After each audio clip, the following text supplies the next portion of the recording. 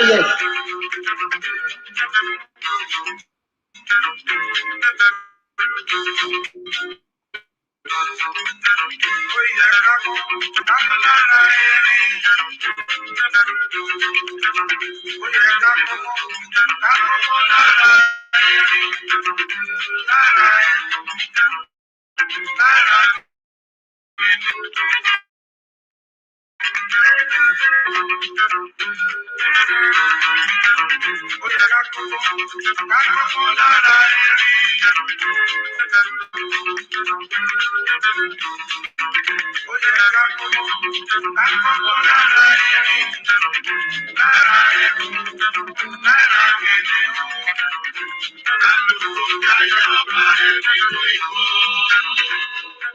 Eba, kálukú ń jayé ọba tiẹ̀ nínú igbó. Ó yẹ ká kọ́gbọ́n lára erin, ká kọ́gbọ́n lára ẹkùn, ká kọ́gbọ́n lára àwọn ẹranko. Ẹ rí i pé láàrin ẹranko kò sí ojú mi lọ, mo jù ọ́ lọ, kò sí fà kí n fà láàrin. Kì í ṣe wọn. Ẹ ní rẹ́ranko kan máa bínú ara wọn, ẹ rí rẹ́ranko kan máa ṣàbòsí ara wọn. Àwa èèyàn yìí náà ni àwa èèyàn aráyé abìdíyànyàn èèyàn abìdíyànyàn. Ẹ kálẹ́ ní gbogbo ìlú tẹ́ ti ń gbọ́ wa lálẹ́ òní, ẹ kú dédé wòyí. Ṣé orí agbágbé ètò lẹ́ ń wọlé sí nílùú Victoria lórí òkè Waterkloof. Ibẹ̀ la wà yìí, ibẹ̀ la ti ń dá kẹ̀kẹ́ lúkẹ́, ibẹ̀ tó ti ń dùn, tó ti ń lárinrin, tó ti ń láyọ̀, tó ti ń mọ́pẹ́, tó ti mú ìyè wá. Èyí tí ń wọlé ìyẹn máa bá ń ṣí ètò yìí. Ọ̀gá àgbà Gbenga Ekundayo àwọn la gbé wá sójú òpó ètò yìí. Lálẹ́ òní a máa sọ̀rọ̀ nípa ẹgbẹ́ tí ń ṣàkóso àwọn òṣìṣẹ́. Kí lẹgbẹ́ ìgan dúró fún? Kí ni ìtẹ̀síwájú tó ń ipò gan lẹgbẹ́? Ṣẹ́gbẹ́ ìgan tiẹ̀ ṣì wà lórí ilé ayé? Ẹgbẹ́ àwọn a máa sọ̀rọ̀ nípa rẹ̀. Ètò yóò sì jẹ́ ọ̀nà méjì. Wọ́n mọ̀ wọnú apalẹ̀ èdè ìbò, wọ́n mọ̀ sọ èdè Yorùbá, ṣùgbọ́n ẹ̀yin tí ń wọlé ẹ máa bá ń share ètò yìí, ẹ bá ń share lógúnlógún, ẹ bá ń share lọ́gbọ̀nlọ́gbọ̀n. Mo kí gbogbo ládéládé, mo kí gbogbo lóyèlóyè, mo kí gbogbo ọ̀tọ̀kùlúùlú, mo kọ́kùnrin, mo kóbìnrin, mo kọ́mọdé, mo kágbà, mo káṣọ̀dí, mo kí olórí, mo ká tẹ̀lé, mo kí gbogbo pátápátá. Ọgọ́gán ọ̀nà báyìí lálákè sọ tẹ́lẹ̀ bá jẹ tí ò bá yóò ìgbẹ́ lójú mi ó tì. This is therefore African Portal Radio TV International. Welcome to the House of Excellence. Welcome to the coming to your live here in South Africa. It's going to be another beautiful time engaging one of the great leader in Africa. When we are talking about the trade union, is one of the people that understand what that word is all about, and is one of the people that we respect so much. Is the leader when it comes to a trade union in Nigeria, in Lagos State to be precise, and we'll be having the straight conversation with him, whereby we'll be asking him the question about what is the position of the trade union in current Nigeria. Anything as a trade union, because that the trade union and to fight for the benefit of the ordinary citizens in Nigeria and in Africa, and at the same time trade union being in a position of being advocate for that voiceless, they don't have the confidence of their own. But today we seem to see that the trade union is not as active as what it used to be before. What is causing it? Are they active? Is it that probably they are not in the media space? Those are the things that make the conversation on. No matter where you are, no matter the language, no matter the country where you reside, we welcome you to the African Portal. In South Africa, Amsheni, Unjani. We greet, we salute of you, and we say Moloi. Assalamu alaikum wa rahmatullahi wa barakatuh to all the Africans in northern part of Africa and the Muslim brother, and to all the Christians, shalom, and shalom in Jerusalem. In other part of the world where they speak English, hello. In French-speaking country, bonjour. In Portuguese-speaking country, we greet every one of you according to your language and according to your time zone. We greet you in Asia, we greet you in all over the world, and in Africa, we greet you as well. We greet you in eastern part of Nigeria. We greet you Kedu, and in northern part of Nigeria in Nakwana. Ilẹ̀ Yorùbá ẹ̀kalẹ́ ẹ̀kúdédé wòyí ẹkú fọmọnìyàn ṣe kábọ̀ sórí agbágbé ètò ojú kì í tọ́jú ojú òní tìyín ìbàjẹ́ òní báyìí orí agbágbé ètò láwọ̀ yìí yóò máa dùn yóò máa lárinrin ni ní gbogbo ìlú ni mo ti kí yín nífẹ̀ẹ́ òdáyé níbi tójúmọ́ rẹ ti máa wá mo kí bàbá Ọ̀jájá mo kí yín ní Ọ̀yọ́ ọmọ òjò pàṣẹkẹrẹ ọmọ Àtìbà mo kí bàbá ikú bàbá yèyé mo kí yín ẹ̀kalẹ́ mo kí yín lẹ́dẹ mọ̀ pé ọmọ ajílá lọ́ọ̀sọ́ ọmọ ajé fọjọ́ gbogbo dára bí ègbè mo kí yín lẹ́kọ̀ọ́ Èkó àròmísà lẹ́gbẹ̀lẹ́gbẹ̀ mo kí yín ní gbogbo ìlú pátápátá bàbá ẹ jẹ́ fún yín láyè èdè òyìnbó àti èdè Yorùbá láàmú bó fẹ́ pọ̀ díẹ̀ tó bá ti dá balabi tá ti wọnú èdè òyìnbó a máa sọ èdè òyìnbó ní garanti tó bá ti dára bí tá ti sọ Yorùbá a máa sọ Yorùbá tó lélẹ̀ Yorùbá tó lẹ́gẹ́tíá òun náà la máa sọ. Àlejò mi ti wà lójú òpó tájọmọ ní fọ̀rọ̀jọ́ mi tó rọrọ̀ lálẹ́ ti tòní tá máa dépọ̀ ṣùgbọ́n síwájú ohun gbogbo òní lọ́jọ́ òbí ọmọ mi ẹ bá ń kọ́ ọmọ mi kú ọjọ́ òbí ẹ̀yin tí ń wọlé ẹ bá ń kọ́ ọmọ mi kú ọjọ́ òbí ẹ pé bóyá ṣọdún ọdún yìí ó ṣọdún ọdún mi sí lágbára Èdùmàrè ìgbà ọdún kan ni lágbára Èdùmàrè mo dúpẹ́ lọ́gbọ̀ yìí tí ń send message tó ń kí wa lójú gbogbo òpó pátápátá mo dúpẹ́ gbogbo lọ́wọ́ yín. Àlejò mi ti padà wọlé sójú òpó àlejò mi ẹ káalẹ́ ẹ káàbọ̀ ẹ bá káwọn èèyàn wa ti ń gbọ́ yín lé kẹ́ bá ń dárúkọ yín fún wọn. Ẹ káalẹ́ o ẹ̀yin èèyàn wa níbi gbogbo tí ẹ ti ń darapọ̀ pẹ̀lú wa ní alẹ́ yìí. Orúkọ tèmi ni arákùnrin Gbenga Ekundayo. Mo jẹ́ alága àjọ àwọn òṣìṣẹ́ ní ìpínlẹ̀ Èkó ní abẹ́ Trade Union Congress of Nigeria, alága fún àwọn òṣìṣẹ́ àgbà ní gbogbo orílẹ̀-èdè Nàìjíríà ní ti ìpínlẹ̀ Èkó.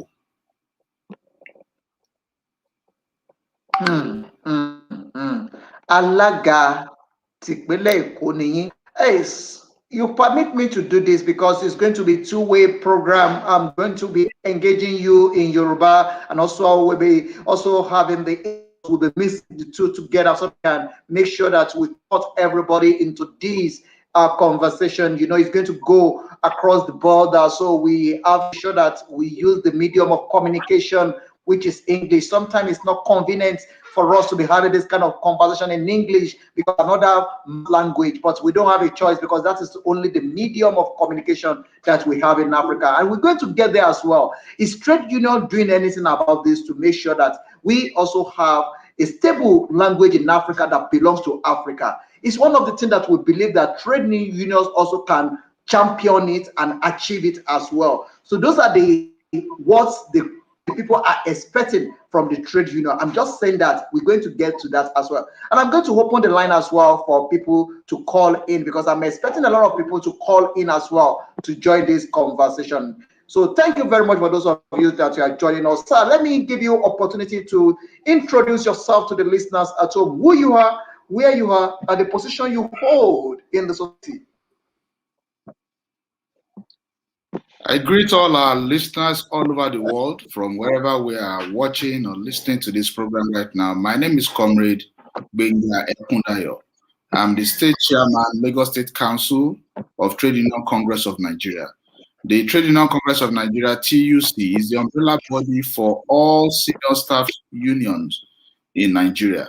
And what we do is to serve as the umbrella body, the a recognized labor center for the senior staff associations in Nigeria. Thank you, sir. Wow. Sir, let me start this way because I love it and I've been looking forward to this. As a matter of fact, this is overdue. It's a conversation that we need to be having every now and then. It should be one way conversation. This is an exclusive interview with you that I believe that this is going to help the incoming generation, the current generation, and we're going to be also use the past generation as a case study in our conversation for this hour. Sir, let's look at trade union. What is the trade union in definition, and why trade union in any civilized environment? Well, the Trade Union Congress, like I said earlier, is the umbrella body for the senior staff associations, which is the unions of senior level workers, both in the private and public sector. The Trade Union Congress is a labor center with history of a few decades, starting from SESCAN, and then metamorphosed into what do you call it? The Trade Union Congress, which the certificate was received early 2000. And what we do is to protect the jobs of our members, improve the terms and conditions of employment, and see to it that we try as much as we can to balance the weight between the employers and the employee. And in addition to that, we also look at the common welfare of the general populace and see how to talk about those issues that concern Nigerians generally. So that's what we do. Wow, wow, wow. I know there's a lot of assignment on your shoulder as a trade union, and there's a high expectation from you. As a matter of fact, when I do a kind of background check and I do a kind of questionnaire, try to ask one or two questions from people. What do you know about trade unions? They say there's nothing like that. That is just like in the paper because it's not exist. They have been mute. Government already buy them. They are just bearing the name, but they are like a dog without teeth. Is that?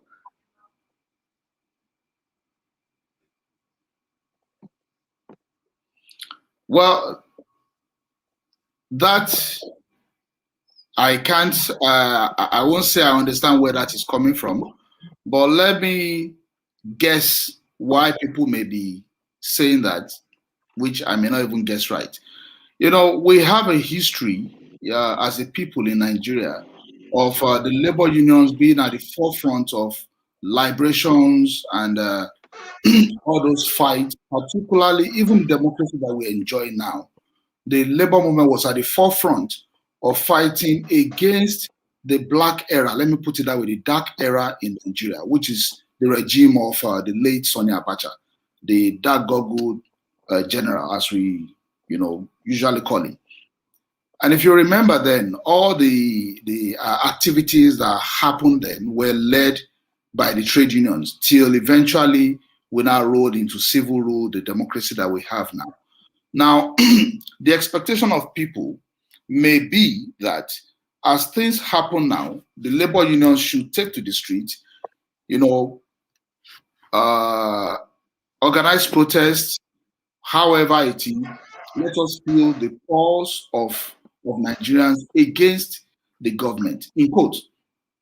But you see, there are approaches for different times. Now, particularly, people may expect that some topical issues, what the unions should do is take to the streets.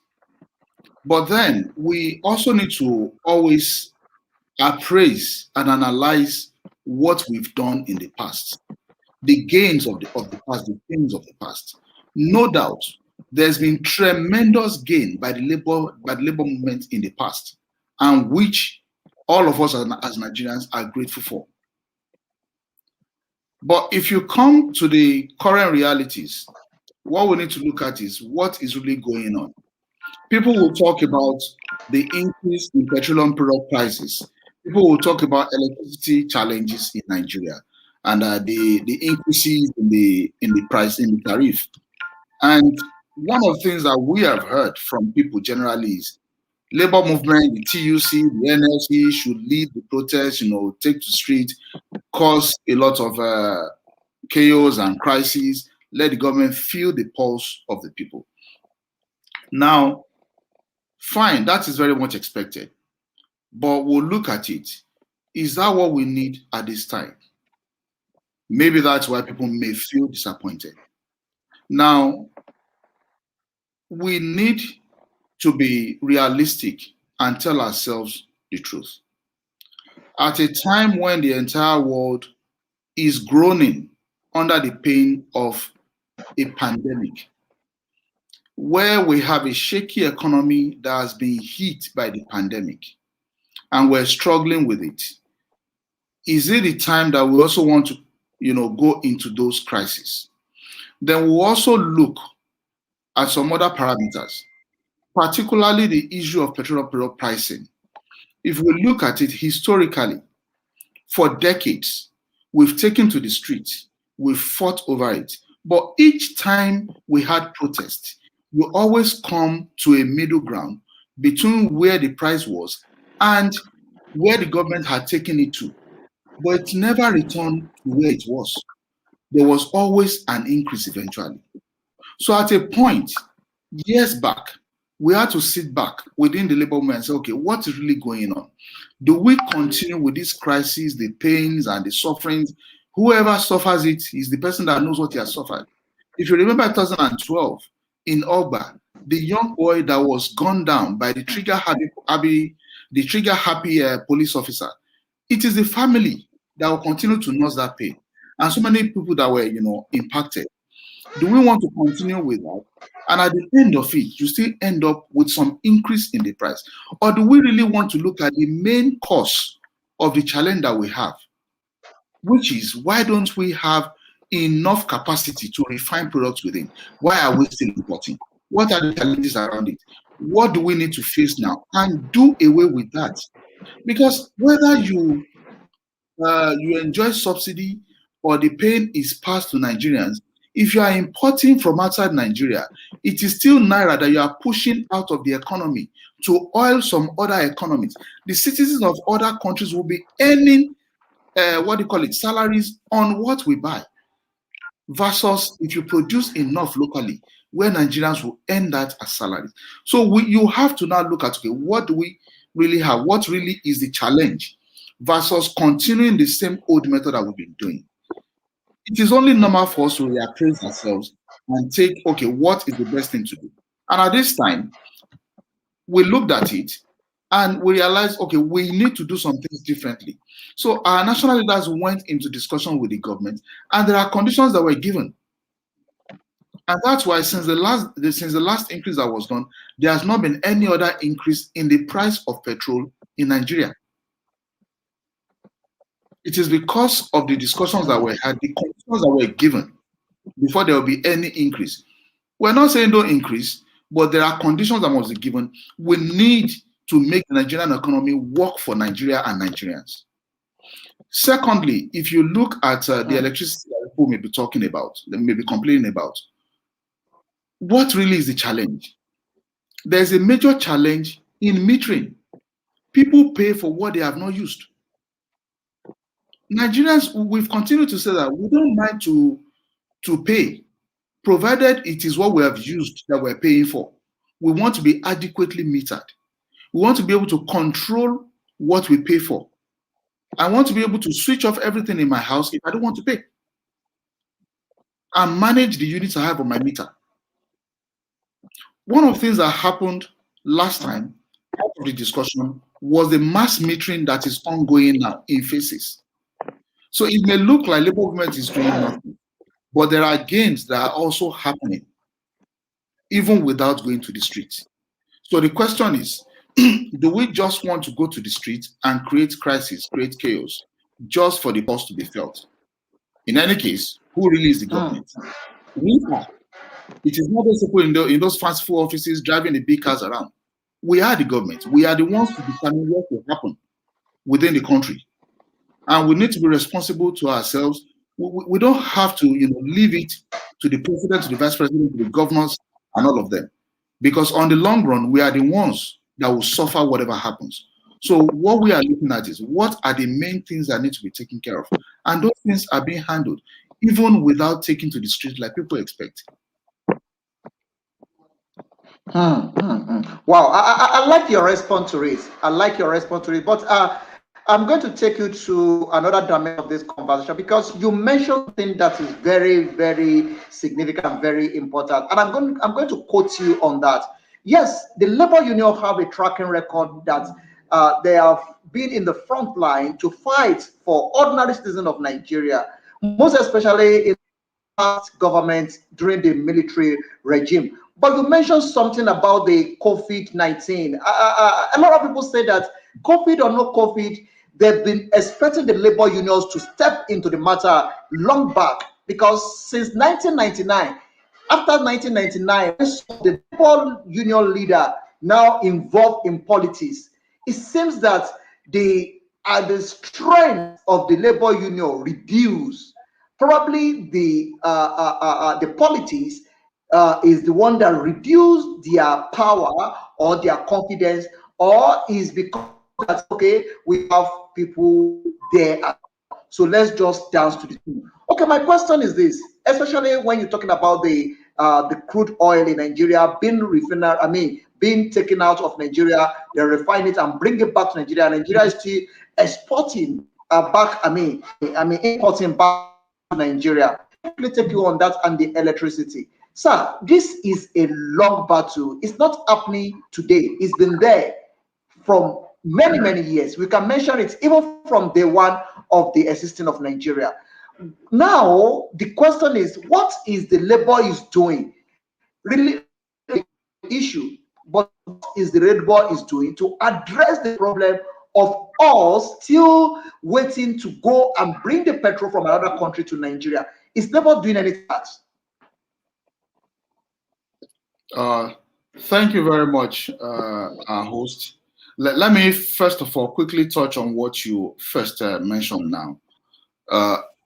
Labor leaders going into politics, has that really reduced the strength, the drive, the desire, and the selfless nature of labor leadership?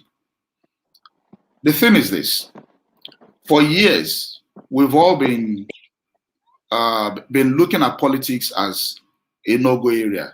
Just leave it to the politicians, and we turn around and groan and mourn that the politicians are doing the wrong things with our collective wealth. If you recall, recently there has been a lot of clamor, even in religious circles, that if you keep saying that wrong people are in politics and those wrong people are doing wrong things with the economy, with our lives, let the right people also get in there. Labor is not immune from that. Labor cannot continue to come in year after year, tapping and begging for the right things to happen. What we need to do now is to be at the point where the laws are being made. You don't wait for the wrong laws to be made, only for you to come and be complaining. Don't be reactive. So if you find some labor leaders, after being maybe feeling frustrated, they feel like, okay, I need to go in there and make some things happen to the benefit of people. Some of these things start from the point of making the laws.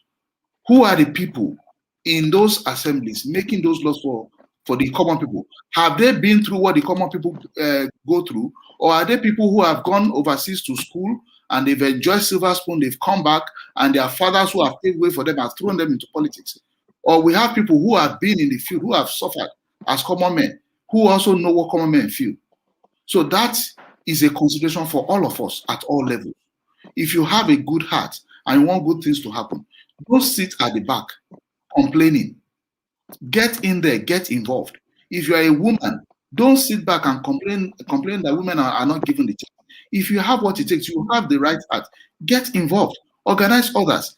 We need all hands to move us away from the decades of rot into where we need to be. Enough of talking about the potentials. We need to get hands to do the work. So if labor leaders who really mean well, must that they need to be in politics and turn things around, yes, let us give them the support. And besides giving them the support, we also watch them, what they do. Let them not tell us something, get in there and turn to be another thing. So that we can find out going on, but that does not in any way diminish the drive, the strength, and the power of labor. Labor is only calculative. Labor looks at what we've done before, what we think we should do now, instead of applying the same measure that we applied for years. And that's what we're doing right now. And you can be sure we'll also continue to monitor the progress that we'll make and then make necessary amendments to what we get to where we're going. It's a continuous work. It's never ending. And we'll continue to improve on it. Now, talking about the petroleum product, what is Labour doing right now? There is a committee that has been formed with the two petroleum industry unions, NUPENG and PENGASAN, deeply involved. And they're talking about the turnaround maintenance of the refineries. Now, the turnaround maintenance that they're talking about now is not as it used to be. It is not the maintenance that is given to some political jobbers, some contractors that don't have the technical expertise or even what it takes to get it done. What they're talking about now is getting the original manufacturers off the equipment, the original companies that constructed the refineries, to say, okay, what needs to be done, what needs to be repaired. And even the contracting is done in a different way. You have finance from international consortiums financing the project alongside the federal government. And the money is not disbursed directly. The money is disbursed in phases as the contractor works. It's a matter of the contractor has worked. We've seen what the contractor has done. And this is the original, the contractor nominated by the original manufacturer of this equipment. And then it is confirmed that the right thing has been done. Then the contractor gets paid. So it is different from giving money to a contractor, where the contractor can now work with politicians and run away. There is a special account for it, which is not in the hand of any political maneuver, as has been reported back to us by our representatives there. So we think we are getting a different direction that can really get the refineries up and running. Besides that, we're also aware of some licensing round going on to bring about private refinery operators. All these can help to boost the volume, the level of refining capacity that we have in country, which really is what we need. We need to refine what we consume. And then when we have adequate capacity, we can even export. Next to that is the Dangote refinery that is coming on stream. We pray and hope that that comes on stream very soon. And we also hope that whatever comes from there will not end up in the international market directly without satisfying the local market. These are the current happenings that we'll all be monitoring to see that these efforts serve the interest of Nigerians. Thank you very much. As we are having that conversation, I have one of the leaders that already joined this conversation all the way from Lagos. I have the representative of the African Portal in Africa, the head of operation is with me. He's senior colleague and also is one of the leader when it comes to media space. He understands what media is all about, and he have been in this circle for many years with many years of experience. I have Double Chief Akin Williams connecting with us in Lagos. Double Chief, how are you today, sir? Thank you, and you, and how is everybody? We're doing great. We're doing great, Double Chief. We're having a exclusive interview with Mr. Gbenga all the way from Lagos. Is the, one of the key people when it comes to trade union, when it comes to labor in Africa, in Nigeria, and Lagos State. And I just want you to be part of this conversation because it's necessary that we also engage people on ground to also put some light in some certain things so that it will look like we are exaggerating of what we are saying. Sir, what is the situation or what can you tell us about the labor union in Nigeria currently? Double Chief. First and foremost, I would like Mr. Ekundayo to shed more light to some of the things I want to put forward so that this will guide us much more. First, I want to go in days.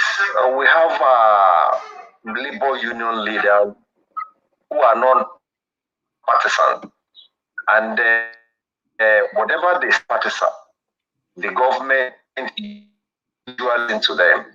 And because of that, and I could remember vividly during the era of, what's this man's name? The former governor of Edo State. Oshiomhole.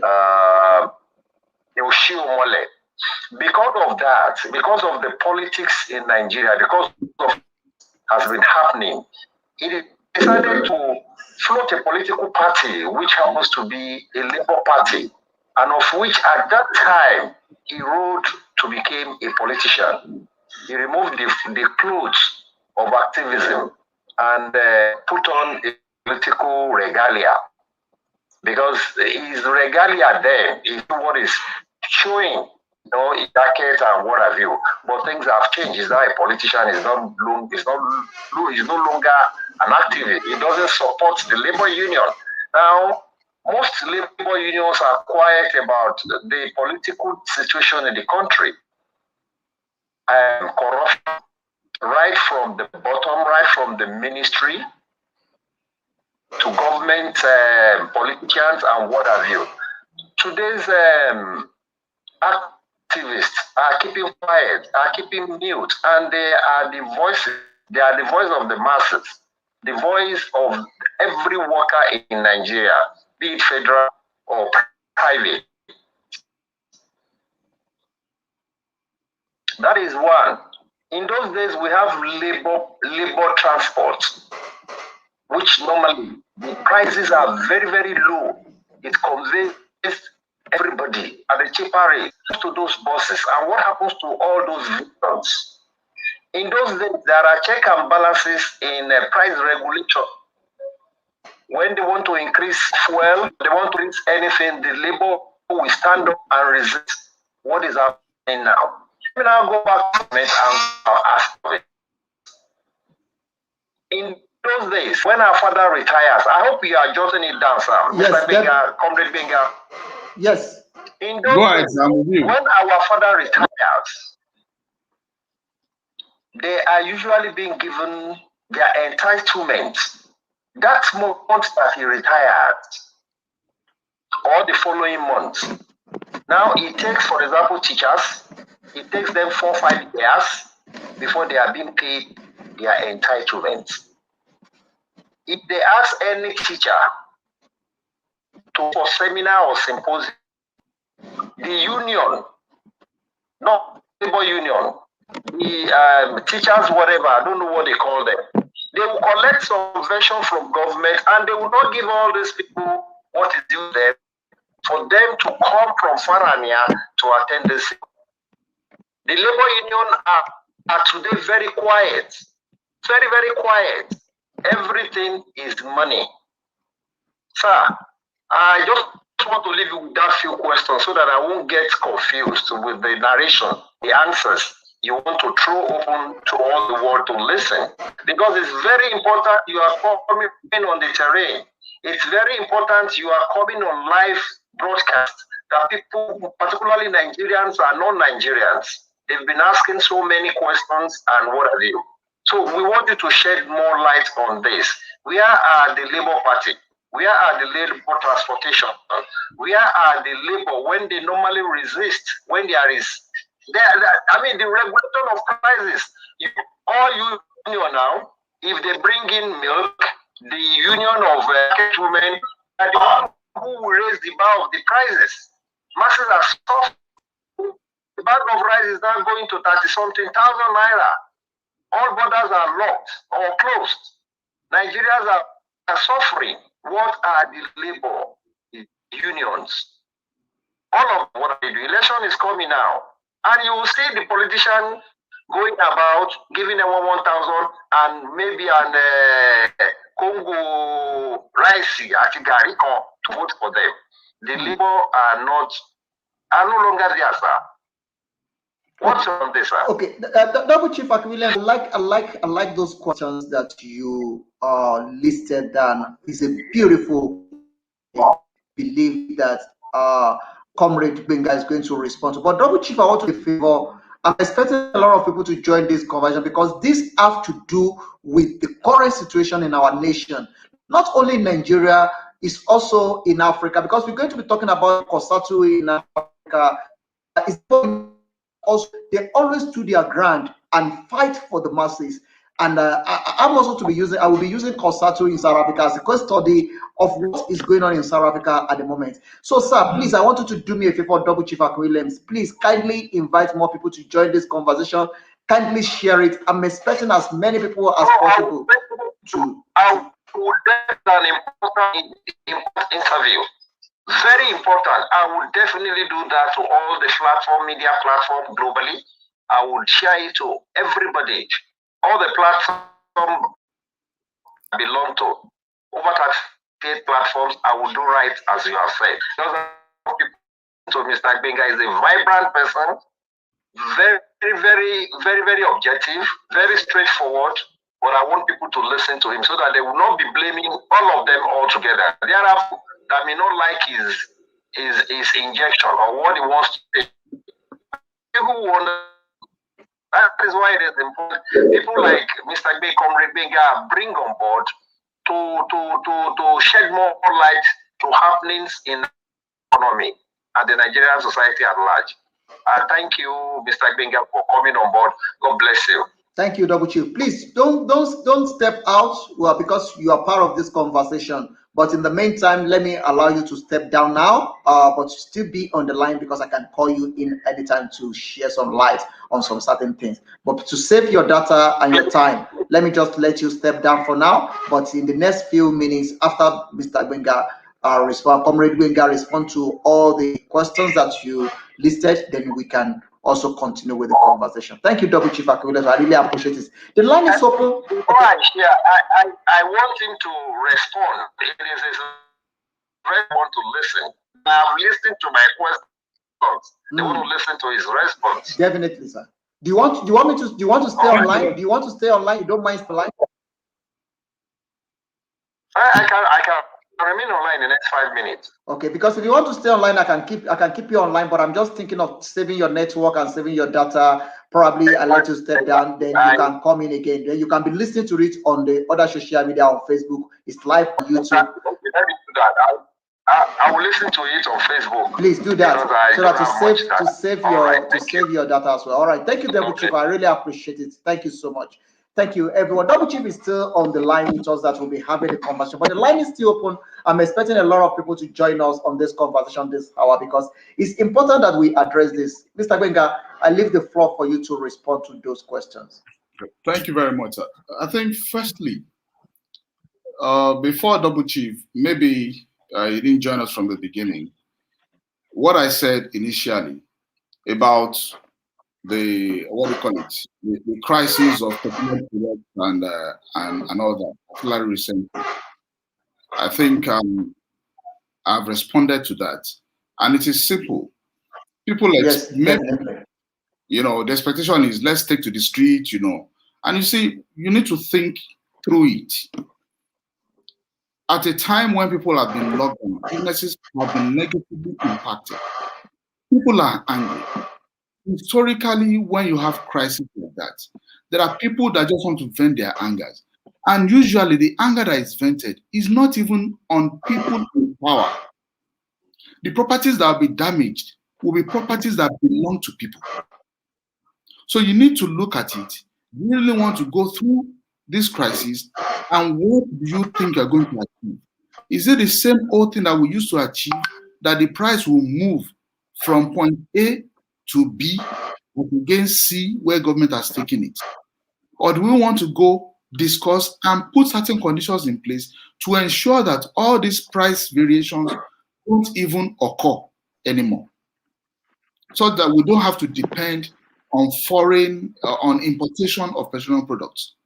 And we took the other approach, gave conditions. We need to secure the jobs of people. We need to make sure that the Nigerian resources and economy work for Nigeria. And that was the route that was taken, as against going to the street and creating issues up and down at a time where people are already feeling the impact of the pandemic. And people are already angry based on the fact that they've been locked at home for so long. you can't tell how far people will go in such situation. And people are not, that much engaged. There's plenty time and energy on people's hands to do whatever they will do. How sure were our leaders that we'll be able to control the protests at that point in time? So all those came into play. So it's not like maybe labor was bought or people have been bought and then people have gone to do, have sold their consent. No, it's actually from a point of concern for the economy, for the people, trying to do what is right, what is best, not just for the moment, even for the future. What really do we desire? Is it the temporary increase of price that we should be fighting over, or fixing some part of the economy for the benefit of Nigerians, even our children? And that is what we looked at. Now, permit me to also say that we've come from a dark history of corruption, betrayal of trust, and all that. We have, how will I say, an interesting country where even now we're still chasing on public officers who have stolen at some point or the other. They are all there, all over the news. There are convictions up and down, even today in the news. So one would expect that in the mind and the psyche of our people generally, when someone is in a public office, the general thinking is that, oh, if that guy doesn't fight against something, the guy has been bribed. We need to be careful around that, because such single brush painting people may actually deter those who even have the mind to do something good. That said, there is how will I say, an experience I had in 2012 when, in the crisis that was during the Jonathan period. It was fuel crisis, petroleum pricing crisis then, and Pengassan did not join for a long time. And the reason was looking at, do you want to pull that last plug, or do you want to discuss it and not really, put the economy in a very bad position? But people misinterpreted it, and there was a rumor which even came from within Pengassan to try and force the then President Abatunde Ogun into action, saying that Ogun had collected money. That rumor went around as if it was confirmed. Some leaders stood on the podium in Nigeria and proclaimed it with all assurance as though there were evidences. But those of us because I'm from Pengassan, those of us within, we knew what happened. That it was only a rumor that started like a joke from a small place within Pengassan. And it went out and it became almost like a real thing. So there are those name calling that we need to be careful about. So the thinking of the leaders now. Before I let you continue, sorry, Mr. Comrade Gbenga, let me just pitch in there, because there must be some clarity or some certain things. I will not just let you talk. I will need to engage you as well. If you're talking about rumor, that is a rumor that's being carried. Yoruba have a say that if people carry a rumor, there will be a symptom of true rumor. It may not be 100% correct or 50% correct, but there will be symptom of truth in that rumor. Are you saying that it's completely a rumor, or is something that is something very close to it, even though it's not 100%? Probably it's like maybe 10% or 5%, or is it completely a rumor? As the Lord liveth, to the best of my knowledge, what I saw within the system that time, that information was a total lie. It was concocted to try and force about the. And he was so angry. Some of us had to go to the secretariat to beg him. When the young man in Ojota, in Ogba, was gunned down by that police officer, and we had to plead with him, how many more young lives would we lose? Pengassan had to join. That information was a complete lie. Because in the week that followed, that we had to even go to Abuja for what we call a larger NEC meeting. Some of us who were not even NEC members were invited because we were there at the secretariat then and saw all the pressure, all that happened. The transportation was financed by the union because the union has check-off dues. It was not from any government, to the best of my knowledge. That I know.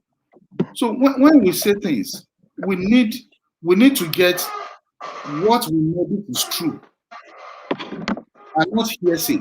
There's a lot of hearsay, people, saying different things, but we need to be careful with that. Let's deal with what we know is true. Deal with the fact of the issue at hand.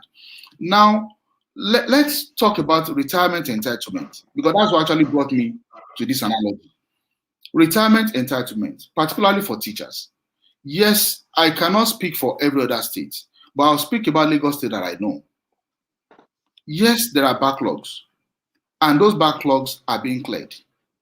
In fact, about a month ago, I got a complaint of a retiree who had some health issues.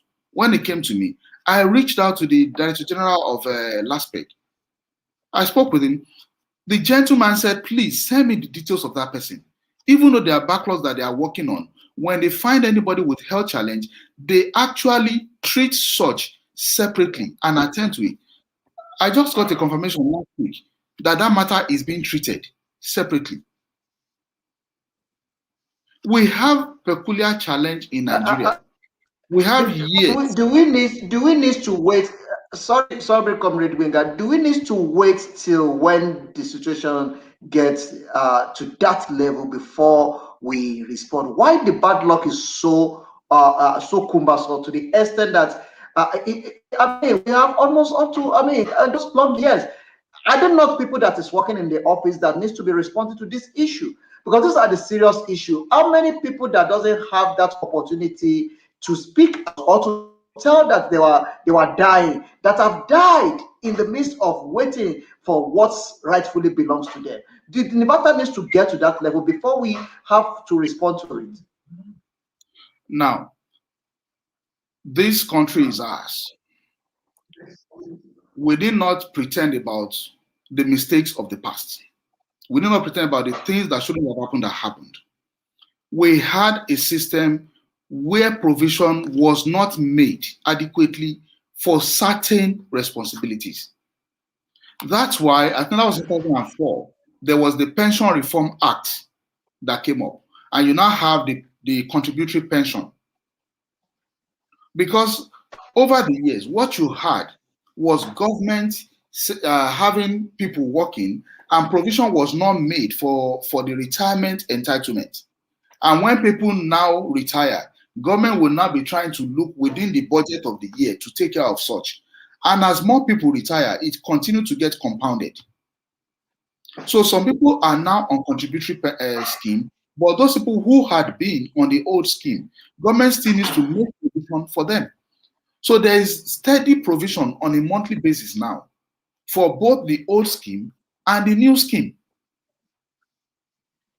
So the truth of the matter is, it may take some time to clear the challenge that is on ground, but we are not resting on it.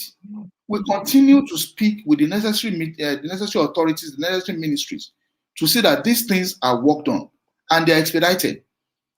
In Lagos State that I know, the last time we met with the governor, he committed to an improved funding on a monthly basis.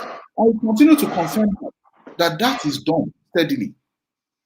The unfortunate thing is that it is painful that we find ourselves at this point. But when you have competing responsibilities for the fund that you have, you can only struggle to get the much that you can for your people.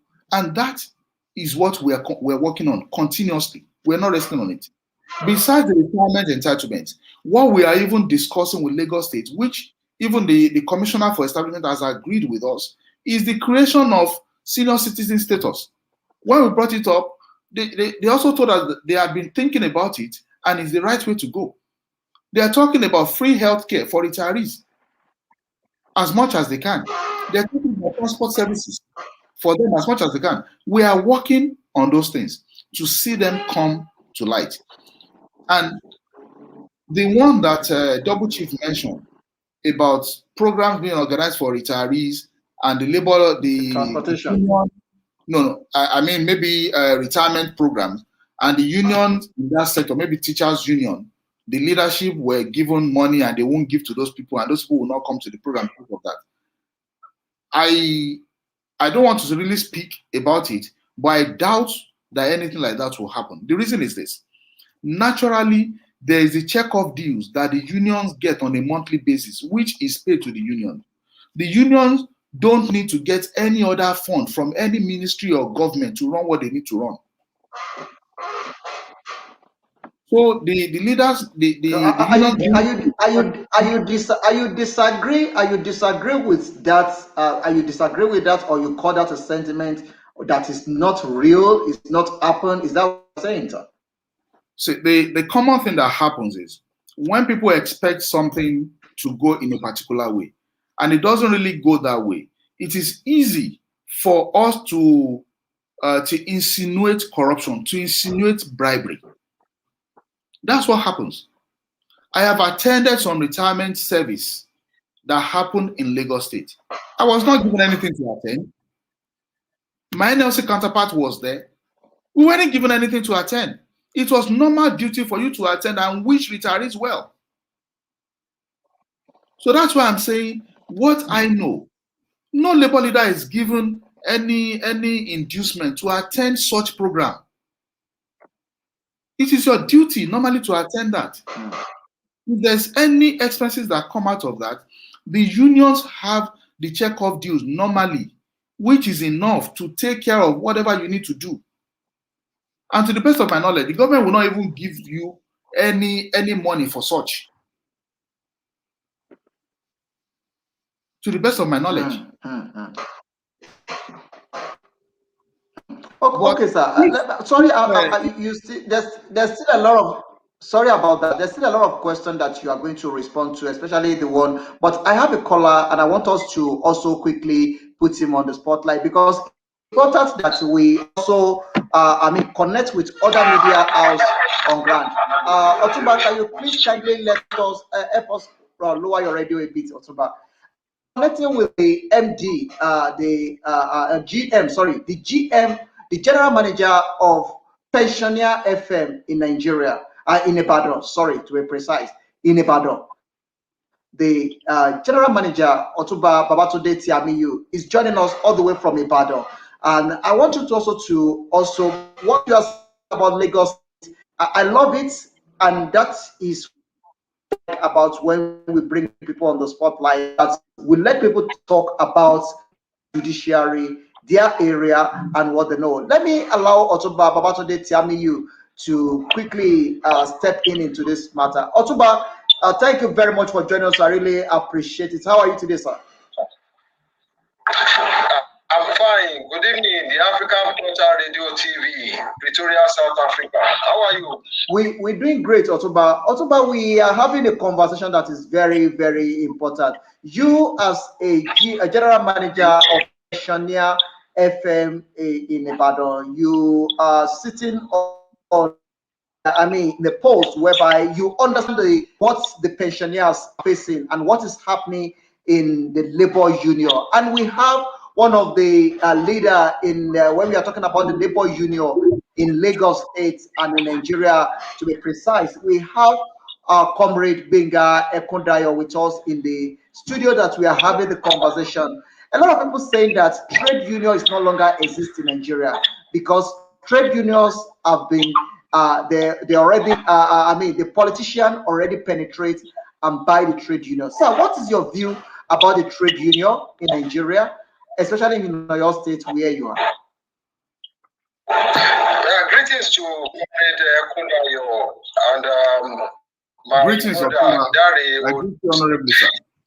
You see, when we talk about trade union, actually their activities or main focus supposed to be to fight for the welfare of their members in whatever union they are, be it ASU, NASU, LLC, pensioner, be whatever a trade union you are talking about, the leaders, they're supposed to, the ones to serve as mouthpiece for their members, always advancing their welfare and everything to make life comfortable for them, to protect their areas of interest, whatever union they might belong to protect their services, to protect their trade, or whatever is due to their members from time to time, just to make things better for their members and by extension to the whole society.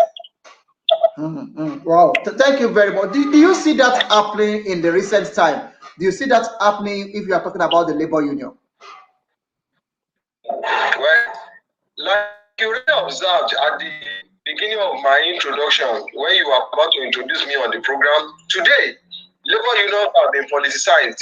In fact, what we have today is a clear case of labor leaders trying to use their position as labor leaders to at least, let me say, amass wealth or their own comfort ahead of that of their members. The truth must be said. We have labor leaders in the past that you will think they are fighting for the cause of their members, but they are advancing their own interests. A particular case is that of a particular former governor in one of the southern states of Nigeria, to be precise. Also, we have a leader of a particular media organization in Nigeria that uses his position to advance his cause and later to become a senator in Nigeria. That's the issue now today. Some people are saying that politicians, those in the corridors of power, have pocketed labor leaders in one way or the other, so that they will be doing business, or at times they might even use harassment to subdue them from performing their role. But that is not the case, as I think. Members of executive of the Union of Pensioners in Oyo State.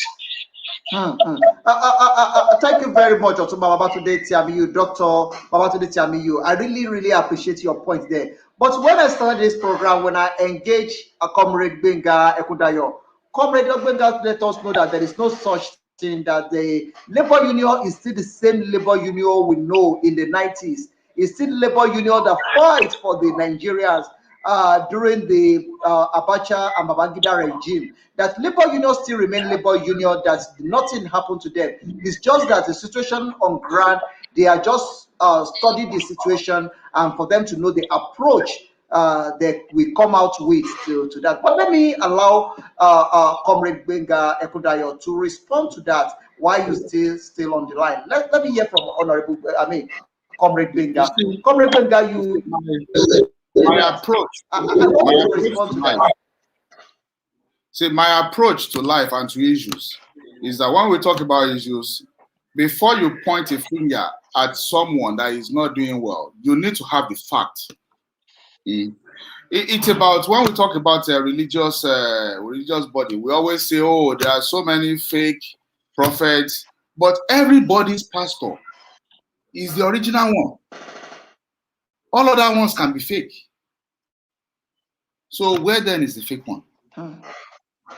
So you see, we can come and say, oh yes, labor leaders have been compromised, but my sector is not compromised. It is the same. Everybody is not compromised. That's what everybody will say in the sector. So for me, when you have one or two particular situations or one or two particular individuals that have taken advantage of the system in the past, that does not mean you condemn the system or you generalize. That will not be right.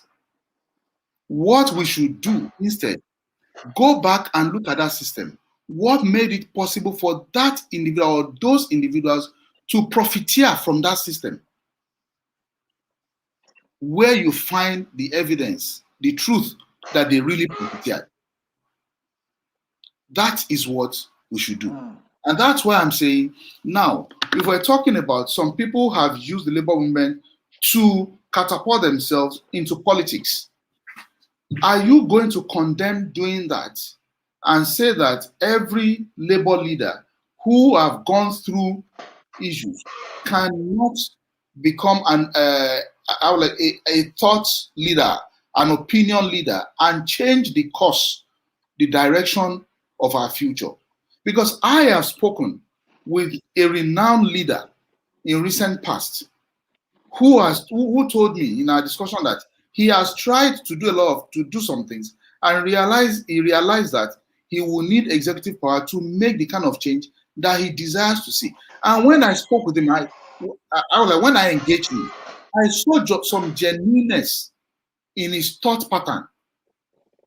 So are you going to say that you deprive everybody the opportunity of such service at that level because some people in the past have done badly? It is like saying every Nigerian is a suspect because there was a syndicate that has been caught out of Nigeria. It is like saying every young Nigerian you find there is a Yahoo boy, which is a general sweep that police was doing that eventually led to the end SARS that we had by the young people in this country last year. And that's why I'm saying that we need to be careful about such stereotype. We need to be careful about such single brush painting everybody.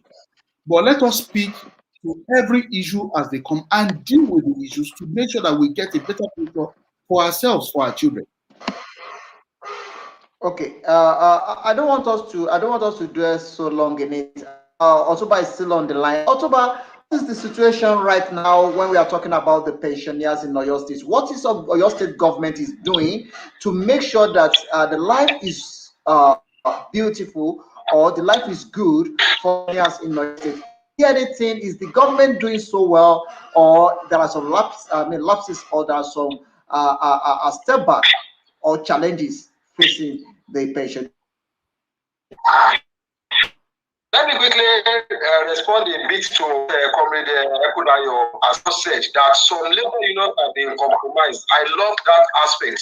It's been neutral and being objective. The fact of the matter is that many people are disappointed during the fuel price increase.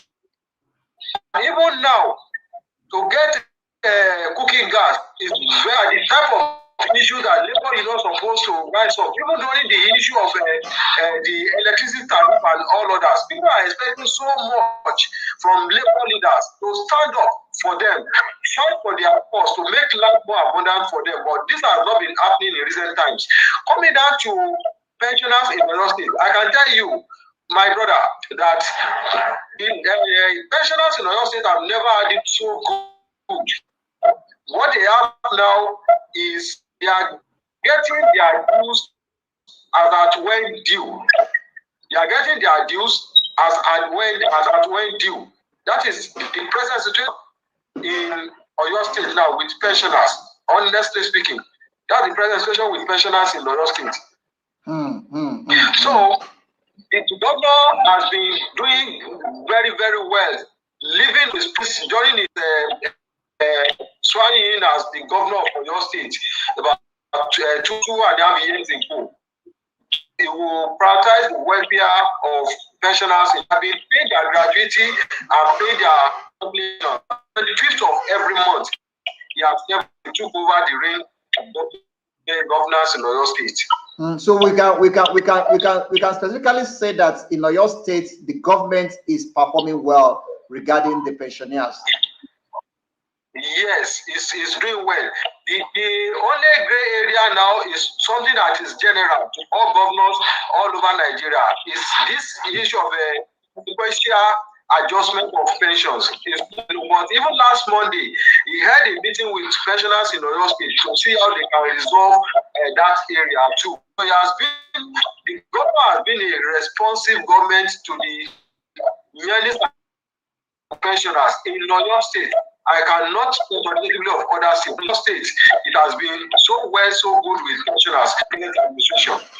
Otuba, I like your insights, and I really appreciate you that you're coming, because I just want us to compare, because comparison is very important, especially when we're having a conversation like this, to look at the Lagos State. I have Comrade Ekundayo Ekundayo, tell me specifically what is going on in Lagos State, and you also come in for the Oyo State, and you say we can give Oyo State government a pass mark when it comes to pensioner. Yes, I say with authoritatively, as even somebody who is managing the radio station, the first labor radio station in Africa belonging to pensioners in Oyo State, that they are having it so good, so good. I don't know tomorrow, but as I speak, pensioners in Oyo State are having it so good with the state government. Okay, thank you very much, Otumba. I really, really appreciate it. This program is live on the African Portal on YouTube and also on Facebook, also on our website, www.theafricanportal.co.za.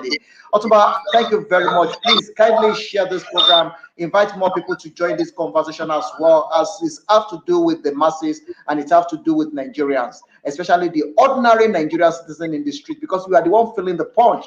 The petrol, look at the dollars to naira.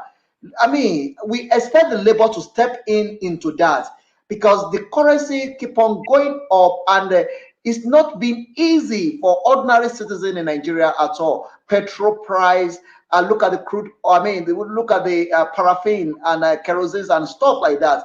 It's not been easy. The gas and everything is been coming too expensive. Rice, the bag of rice now is going to 30-something thousand rand. And I mean, those are the area we expect the laborers to step in. But Comrade Gbenga is here as well to talk about that. And also, he already gave us the light that they are working, I mean, on it, and they are expecting that the change will come very soon. He already mentioned that in our previous conversation. This is an exclusive interview with Comrade Gbenga Ekundayo, all the way from Lagos. Is one of the people we respect so much. Thank you very much, October. I appreciate your comment and your input there. Sir, let me give you opportunities to quickly talk about the transportation. The labor have a transportation system that is very cheap, very affordable for people, and also the Labour Party. What is the condition of the Labour Party? Those are the two questions that we have not responded to from Double Chief. Quickly share light on that. Unfortunately, those two questions are questions at the national level of the Labour leadership, and I won't really dwell much on them. But I'm aware that the Labour transport suffered some hitches, and it's no longer running. That's years back that happened, but some efforts are ongoing right now to revive that. How far, where we are on that, I don't know at the moment. I mean, in honesty. Then also on the Labour Party, we've also been getting some notices, some invitation by some people trying to reform and reorganize the Labour Party, inviting the Labour movement into it, but not much discussion has taken place at the state level on that. And once we get the necessary nudge and the directive from the national as to how to go about that, we will, because we don't want to create divergent positions across the states. So you always want to let the direction be at the national level, which now cascades down to all the states, so that every organ of the trade union is on the same page. So some efforts are also being made in that direction, but not much of the internal workings can be spoken about right now, right here. Oh, thank you very much, Comrade Gbenga Ekundayo. Thank you very much. Comrade Gbenga Ekundayo is the chairman, Trade Union Congress of Nigeria, Lagos State Council. Let's look at this. Let's look at the position you sit on. How did the position work, and how do you get to this seat? Is it something that they just look at you and say, okay, no, because he's been following us all this while, let's just make him the chairman? How do you get here? Okay. Before I go into that, let me quickly say a few things about like Otumba said, about the welfare, the job protection, and the remuneration of our members. That is the principal duty, the core business of the labor union. So the addendum to that is whatever we get could be quickly eroded if we don't take care of the general society. So that's why we don't also look away from what affects everybody, because we are part of the general society. Now, that said, recently, as a matter of looking out for everybody, I think that was 2019, there was a discussion around the minimum wage, which, carried on from 2018, and eventually it was agreed April 2019, and we domesticated it in Lagos December 2019. And Lagos State was the first state, if not the only state, to pay to agree to a minimum wage of 35,000 naira ahead of the 30,000 naira that federal government is doing. And then the consequential adjustment was also sorted out in the same December, with necessary payments, made over that December till about with an arrears paid till about, I think, about March, April to the civil servants. Now, the expectation of the minimum wage is that it's supposed to be a guide for all employers, both public and private. That's why even NECA, the Nigeria Employers Consultative Association, they were part of the discussion, because whether you're a manufacturer, you're an industry owner, public, private, the minimum wage becomes the standard, which is the living wage in Nigeria. Unfortunately, immediately after that, we've had a lot of tumbling down of the economy, the pandemic, the dollar exchange rate and all that. And the value that was so created has become eroded. And that's part of the thing that, I spoke about initially. But when we talk about increases in wages, we need to actually talk about the real value that needs to be created within the economy that should make life easy for the average Nigerian. Those are the things that you're also talking about. Transportation, how easy is it?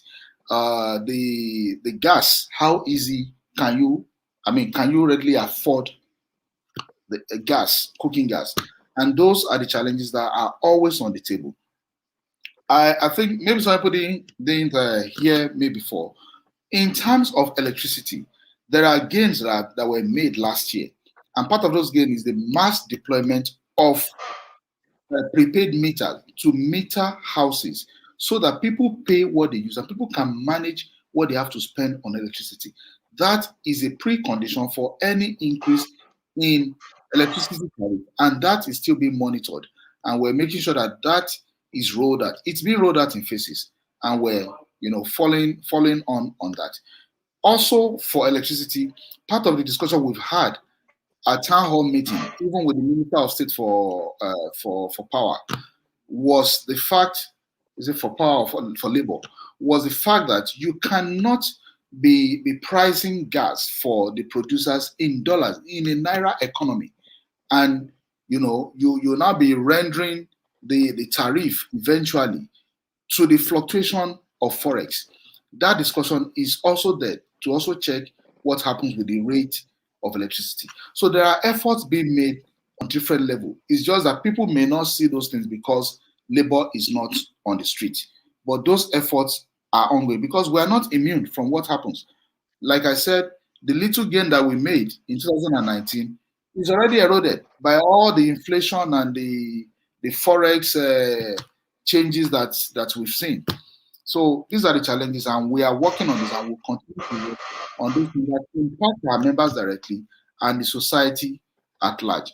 Now, let me come to your question. Like maybe I was just sleeping and someone just woke me up. Come, you are the next chairman of Trade Union Congress in Lagos State.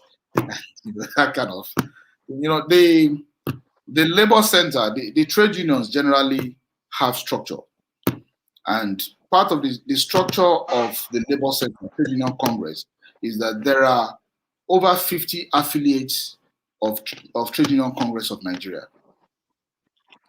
And all those affiliates will come to a delegate conference, which happens once in 3 years. And at that conference is where the delegates will elect the officers of the state. Before 2019, I became the chairman of the state council in 2019. Before then, I was the secretary of the state council. So perhaps having worked as secretary, people have worked with you, and then they've said, okay, we've seen your capacity, we believe you can make something, you can continue where your predecessor has stopped. Because there are gains of the administration before me. There were things that started which needed to continue. And I guess I just enjoy the favor of God and the goodwill of our members to say, okay, we want to vote you in as the next chairman. And as God will have it, it was even my predecessor, the outgoing chairman, that even nominated me on the floor. And it was that smooth and easy for me because there wasn't even any contest.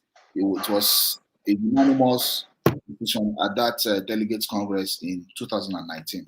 So that's what happened. And I'm from one of the affiliates of Gbenga to be precise.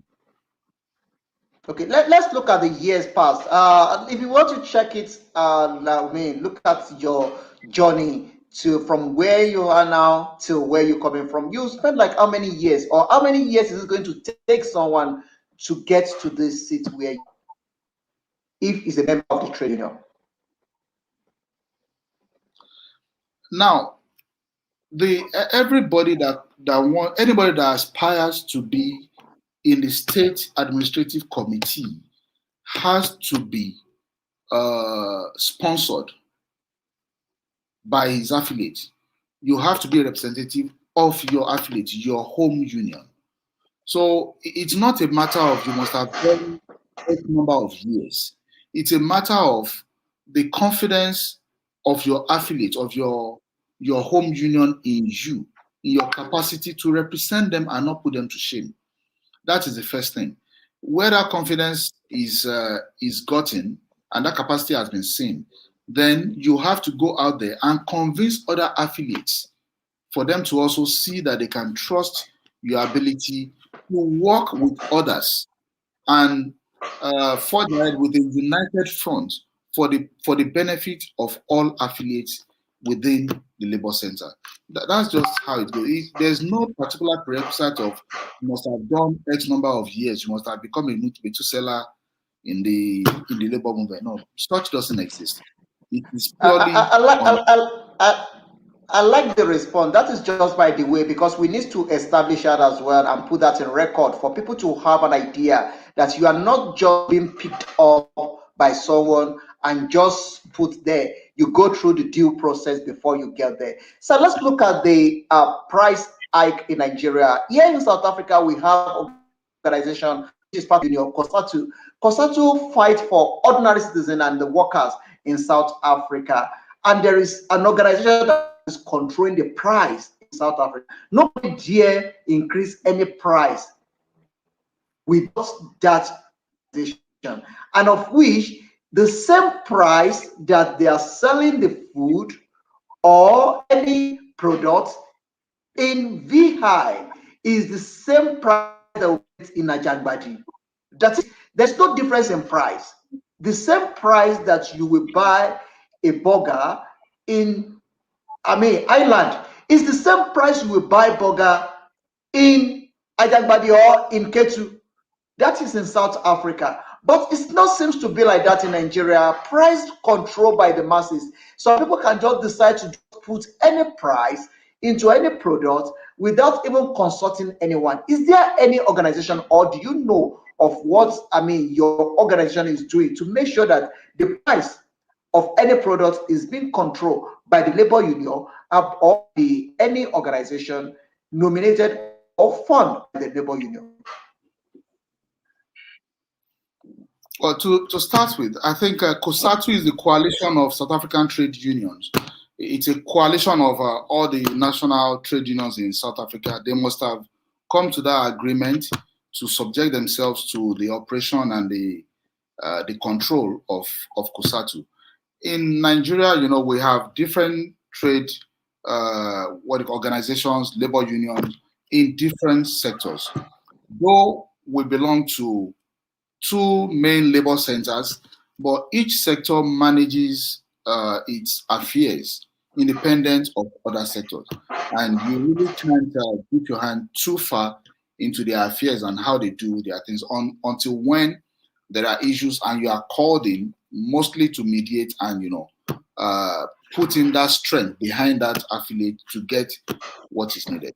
Let's also remember that in the case of Nigeria, the bulk of the economic activity that occur in Nigeria is in the informal sector. That sector is largely unregulated. Now, the bulk of the members that we have in the labor movement in Nigeria are in the formal sector, save for those in the transport sector, which are informal. The rest are formal. So what we have the control over is how much is paid in terms of salary to our members. I know there are I think the consumer rights protection what do you call them, organization or so, which actually looks, which is I think is an agency of the government, which looks at what happens between the consumer and the service provider, whether you get the right services or you get the right product or at the right price and all that, and that is being handled by them. Now, besides that, where we are now, what we believe in the State Council, Lagos State Council of Trade Union Congress, is when we can actually leverage on technology to achieve some of the things that we need to do. And recently, I'm aware of discussion in Lagos State along the line of a website, a portal, where you can actually get the services of the informal sector operators. And we are working on that to develop that framework such that there can be standardization of pricing, like you're saying now, such that when you actually call an electrician, a plumber, a carpenter to work for you, can we have the rate standardized so that you are not cheated as the one making use of the services, and you also don't cheat the poor man that has come to work.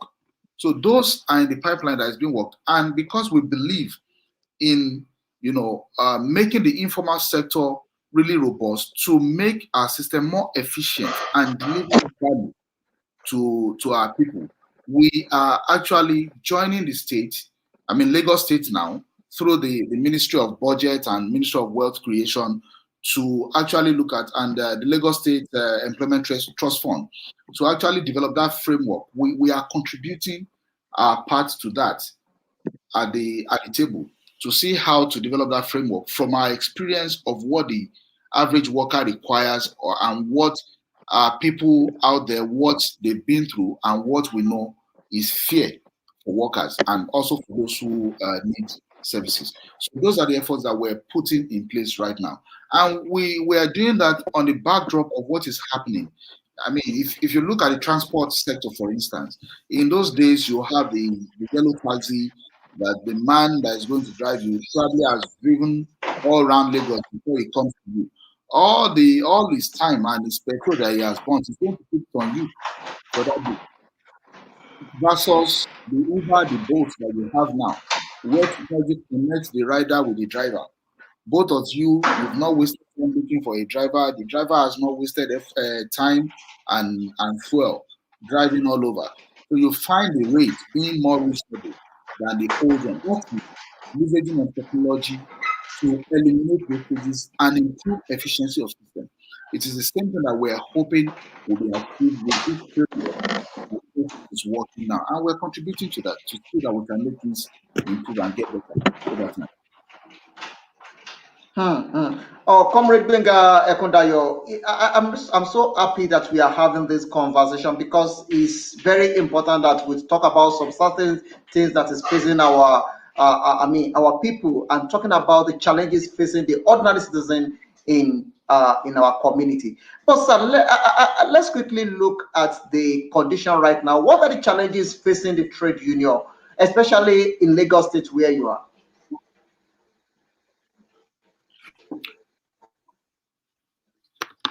The challenges will always be there.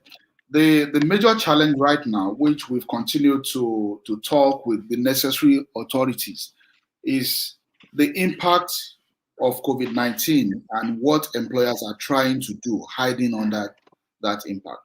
You know, it's a commonplace that when challenges come economically, the first thing that employers look at is to do away with workers, thinking that cutting salaries is the solution to their challenge. But what we're saying is we can work together, look at the issues, and see how to be creative and find solutions, improve value, and get the companies to work better. But that has to be done in an atmosphere of honesty and an atmosphere of transparency and openness. It's not just about companies coming to talk about some figures that we don't know about. They need to open their arms. It's the same thing that we've told government. We're saying that things are hard, you can't do this, you can't do that. Let the citizens also see that, okay, as the pandemic has happened and there is a huge impact, we also cut down on government spending. So the same thing happens to the management of companies. We need to also cut down on the benefits and the spending of the executives in the organization, so that even us as workers, we can see that, okay, this thing is real, and these maybe there are sacrifices that need to be made collectively. And that's a big challenge, right? But we're engaging with the necessary companies as those issues come up.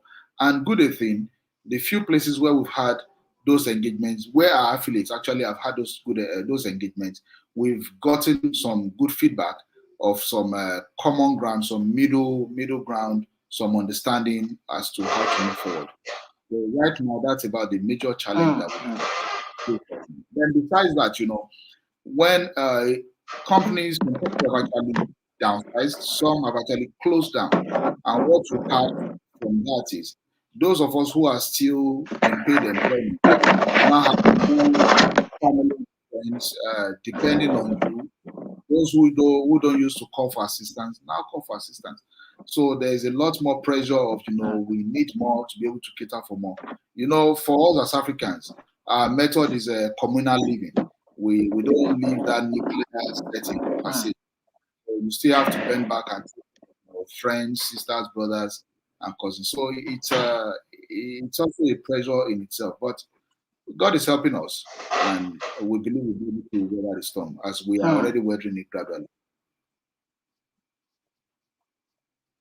Okay, sir, I love that, and I like your response to that, that God is helping us. Let's look at the minimum wage that you said the Lagos state government being one of the first states in Nigeria to actually deal with that and making sure that that is going to the public. So what is the relationship between, and because I see that you mentioned last time that there are some problems that is the national problem, that you cannot talk about it, is the national problem, you cannot deal with it. What is the relationship between you and the national level?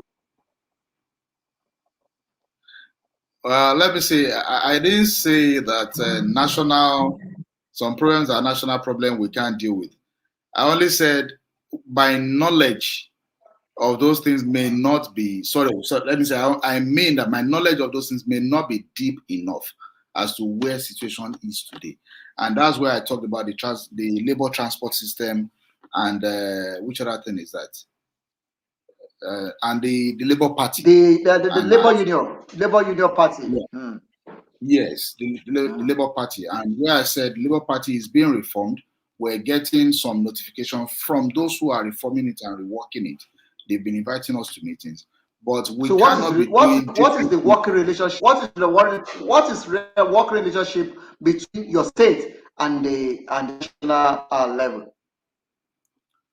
The working relationship is smooth between the states and the national level. Now we have the National Administrative Committee, which steers the affairs of the Labour Center once elected. You also have the Central Working Committee, which is the National Administrative Committee, alongside with the presidents and the general secretaries of all the unions. The meetings hold regularly as should, and issues are discussed. You also now have the National Executive Council, which now incorporates the state chairmen and secretaries alongside the CWC with the NAC. So that also holds the meeting for that is also held regularly as should be held. So we have that good working relationship, and where there is need, there is always the directive, the instruction from national to the states as to what should be done from time to time. And those are carried out. So the states are not just totally on their own to do as they wish or as they like. They control their affairs within their states and also report whatever happens back to national, because there are issues that even cut across all states. When those happen, it now becomes issue to be discussed at the national level between the national, the National Administrative Council led by the president of the Trade Union Congress as of today, Comrade Olaleye Quadri, who is doing a good job piloting the affairs of the Labour Center as it is today. They will have that discussion at that level with the federal authorities to make sure that things are okay for all of us from national down to the states. So that is the structure that we have in Trade Union Congress, and we follow that structure properly, and we don't joke with that structure because, like you said, when the head is messed, the whole body is gone.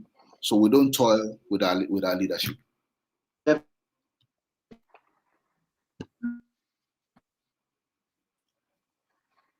Okay, sir, before I let you go, let's look at the situation of the minimum wage that you mentioned about it, and look at the salary of the member of the House of Assembly. Are you doing something about that? Are you trying to put that into a level whereby the government will see the reality and see what needs to be done, especially to the laborers? Are you planning anything around that? I think it was late last year we had a walk when one member of I think the Senate or House of Representatives, Mohammed Dati, actually moved a motion to remove labor matters from the exclusive legislative list. They wanted to move it to the concurrent list so that the governors could do as they wish with labor matters. Of course, we stood against that because we know the implication of that. We know that some state governors will come with some unreasonable terms and conditions and payment as a minimum wage in their state. So what we did was to stand against that motion which was on the floor of the House, and to God be the glory, that was set aside, and as of today, the labor matters is still in the exclusive legislative list. So, with respect to the to the House members' pay, it is a daunting challenge for all of us, even as a country, that in a nation as Nigeria, where you have huge deficit of infrastructure, where we have neglect of infrastructure for over 5 decades, that we'll be living and running a system as though Nigeria is rich. Personally, I keep telling people, if you look at the potentials of Nigeria, you say Nigeria is rich. But if you look at the revenue of Nigeria and you juxtapose it with the infrastructure that Nigeria needs to provide, you know that Nigeria is poor. And that's why some people have continued to say that the way we run governance in this country cannot get us anywhere. We need to change what we run. A situation where you have over 70% of your budget as recurrent expenditure cannot get us anywhere. The rest of the world are moving. We are just pacing on the same spot. So we find ourselves always lagging behind and going further behind over time. So what you've touched on now is not a matter just for labor movement. It's a matter for all of us because it is a major bane of progress for us as a people. Because what we have is that even the common Nigerian may not even be able to believe that we have serious challenges to grapple with. When you find our legislators, our House of Rep members living large as we live, when we continue to encourage the kind of spending that we make in government, this is a challenge for all of us, not just labor. So it is what we all must continue to talk about and continue to condemn. And at some point, we must find the system that really can serve the purpose of Nigerians. Comrade Gbenga Ekundayo, I really, really appreciate it. But let me quickly touch this because we are talking about the Lagos State and you sitting as the chairman of the trade union Lagos State. Let's look at the current situation that happened in Lagos. The house, a 21 floor that collapsed in Lagos. That happened in a state where you are, and you are currently the chairman of the. And if you look at the situation in Nigeria today, we will see that if we don't kill the corruption, corruption will actually kill us. Chief Obafemi Awolowo, that I respectively, with due respect, mention his name. In 1956, built Cocoa House, 25 floor.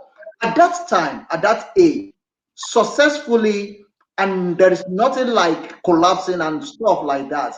But look at the age between that time and this time, that this generation, we are building a 21 floor and it's still falling on our head. Is that not passing any message to us as the current leader and as a country as a whole? What is your thought on this, and what is your office is doing towards this, especially the labors? Look at how many people die in that in that incident. What is your view about it, and what is your office doing about that? Thank you very much, host. Now, that particular incident is what I will say everybody needs to be cautious and be careful about for now, until the reports of investigation are really out. Whatever we say now will be assumptions with respect to that particular building. I've read different things. I've heard different things from people about approvals and all sorts and all that. But by and large, what we need to be looking at is our system. We have regulatory bodies. What are their oversight functions? I know that today, for you to have for you to register as a developer, for you to register a company that will be into construction and building development, you need to have technical people on your board. You need to have structural engineer, a member of Coren, certified. So questions need to be asked. Where exactly did the failure come from? Those people that are supposed to do the necessary things, what happened? I've also heard about the suspension of the boss of the Lagos is the Building Control Agency. Questions need to be asked. All those that need to work on that building from time to time, did they do what they need to do? When all that is done and we know exactly what happened, then we can now look at, okay, who did what? Who didn't do what's supposed to do, or who did what's wrong thing? And then whoever needs to be punished has to be punished for what has happened. Because the only deterrent to bad behavior is punishment. If people are allowed to walk free, another person will do it.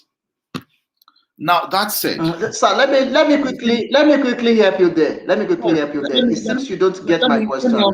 Let me put this right there. Let me put this right there on that side. Okay. Okay. You see, the issue of building challenges in our country is not peculiar to high rise. If you've gone around, you will have seen a lot of buildings with different kind of maps on the wall, from very big plumbing work, some poor materials. You ask yourself, how did people get to manufacture such grade of plumbing material? Because water is a major challenge, especially when you go multiple floors, that can actually affect the integrity of building. That on one side. You will have heard of buildings that burned down due to electrical faults. we have those challenges. And that's why we have decided to be part of the new program that Lagos State is bringing on board. Because that program is supposed to include training. And we are even talking about some level of licensure certification for even the workmen in Lagos State. You need to ascertain the quality of people that work on buildings, the quality of people that work in Lagos State. You need to know that the right people are doing the job and they are using the right materials. It's not just about high rise. There are so many other buildings with a lot of challenges that you hear about from time to time. So it's a whole lot of things that we need to do. And that's why we are contributing to that discussion right now to build that framework that can actually stamp out all these kind of challenges.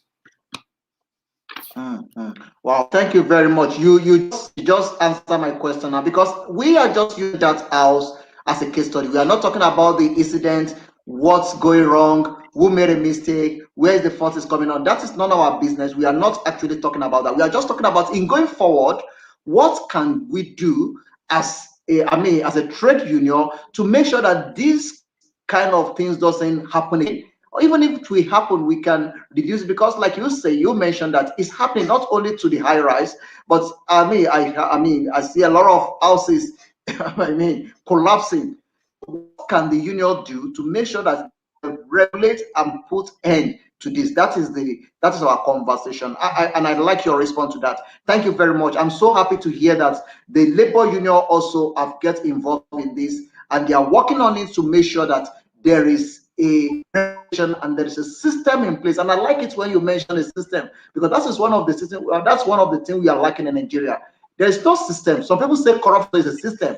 The kind of system we are operating is a system that is not taking us further, and rather is a system that is taking backward.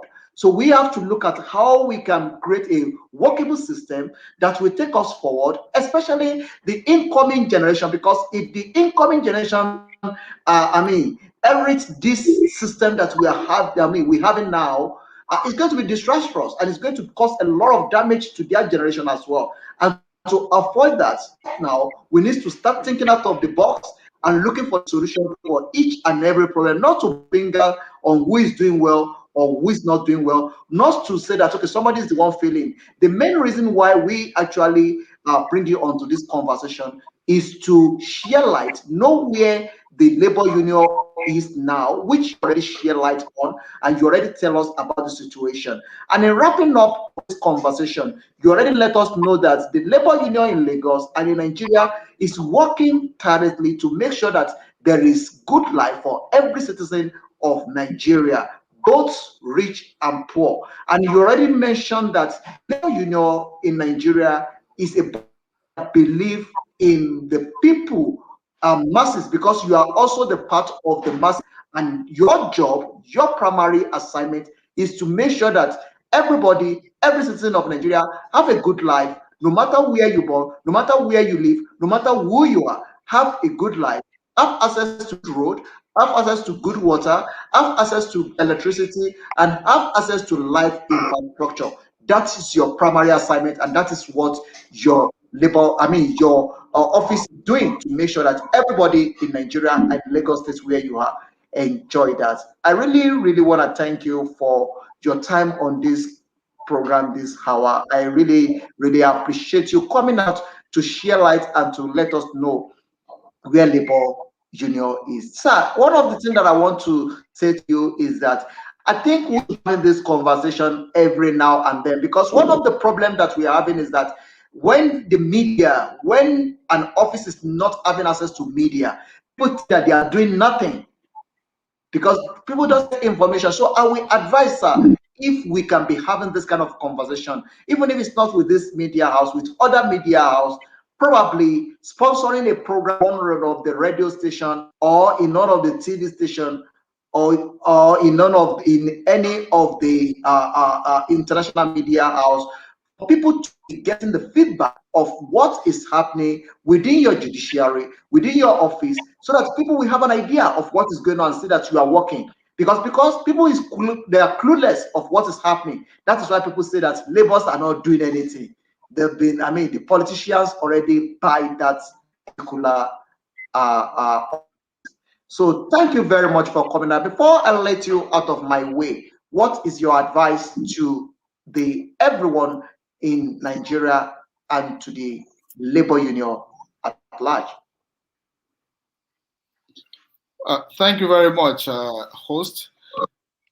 The simple advice I would love to give right now is that we have done enough of us versus them.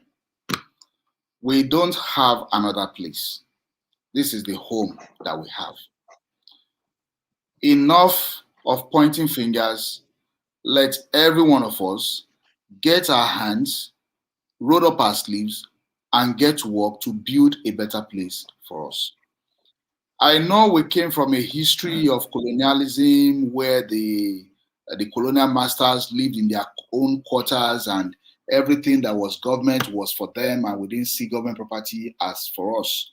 And unfortunately, leaders that took over moved probably into similar quarters, further alienating government from people. And you will still find that in some quarters where we situate government establishments far from people and you can't even go near easily.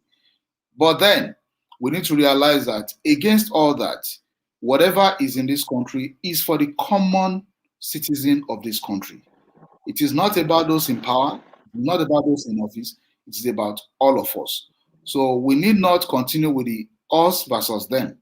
We need not continue with the poor versus rich or the followers versus the leaders. We can call them whatever other name that we like to call them. I won't want to go into that on this program. Enough of that. What we need to do is to see this place as belonging to us. We are the government, and the time is for us to actually demand what we need to see and stick with it until what we need to see is done. And we need to just get our hands on deck and see that the right things happen for ourselves, for the sake of our children. Thank you very much for that advice. You mentioned something before I let you go. Let me quote you on that because there is an aspect of this conversation where I need to put you on the hot seat, whereby we throw some hard questions to you for us to also understand the situation and where you personally, where you are. We're talking about the chairman of the labor union in Lagos. You mentioned something about the labor being restructured, the labor party being restructuring. But what is the Labor Congress doing to make sure that the past mistake doesn't repeat by people using the labor for their own personal interest or for their own personal selfish interest to get into power? Is there anything that the Labor Congress is doing to make sure that that doesn't happen again? Well, to the best of my knowledge, we have not gotten to that discussion yet. When we get to that discussion and there's probably a neck meeting of Trade Union Congress called on it, we will discuss it. But for now, that has not come up, thoroughly for a discussion as to what happened in the past, who probably took advantage of the system, how did it happen, how do we guard against that going forward. That, to the best of my knowledge, has not come up for now. And I won't want to start to assume or to say things that are not real at this point. Okay, I like that response. So when should we be expecting the labor union like before that stood their ground, fight against the Abacha regime, fight against Babangida regime, and make sure that there is a democratic government in Nigeria? When should we be expecting that kind of labor union? If and when we get to a point where the government of the day is not reasonable, is not open to discussions, and even discussions that are held are being violated and not respected, then that will happen. You see, in the labor movement, what we were taught is to always consult, because even when you go into crisis, you still come to table and discuss to resolve it. So if you can get to table, consult, discuss, and then when things are not really, going well, you consolidate on your discussion, on your consultation. You try and get a solution. It is when that does not work that you will now go into confrontation, which is what I believe you're trying to talk about, calling the all-out protest, taking to the street. Like I said, when they wanted to move labor from exclusive executive list to concurrent list, we did a peaceful protest. That was a warning to say, don't go that route. If you do, you'll see the other side of labor. And that was respected. Our wish was respected. So with that, we didn't have to, call out an all-out strike over that issue. And as I speak with you, I'm also aware at the national level, we now have a liaison officer even at the National Assembly. Because like I said earlier, we don't want to practice the old system where we come to react to what has been done. At the point of making the laws, we want to be part of it. We want our own thoughts, our own concerns to be heard and taken into consideration, even as they are formulating the law. We are proactive. So we are dealing with issues ahead of time. Right now in Lagos State, what we've done since 2019, we have reached out to the State Assembly when they are contemplating some, law reforms. They normally do public hearing. They write us, particularly as labor movement, to be part of the public hearing, especially when it's on a law that will impact on people, that will even impact on workers directly. And we've been part of different discussions. We've been part of a public hearing on labor matters. We've been part of public hearing on even housing law. We've been part of different public hearings. We were even still called to another last week Friday. So if this continues to happen, and the things that we tell them, for instance, last year they wanted there is an amendment to the cooperative law that was being worked on in Lagos State, and part of the proposal was to bring someone from outside the civil service to be the director in that ministry. And we said no. There are career officers who have broke through the rank, who are hoping to be there. What will be their lot if you now take that away from them? Why do you want to bring someone from outside who does not even know the nitty-gritty of the ministry, how it works? We put that on the table at the public hearing, and they actually acceded to our position. They considered to us. So when you have those engagements from time to time, it is an opportunity to avoid crisis.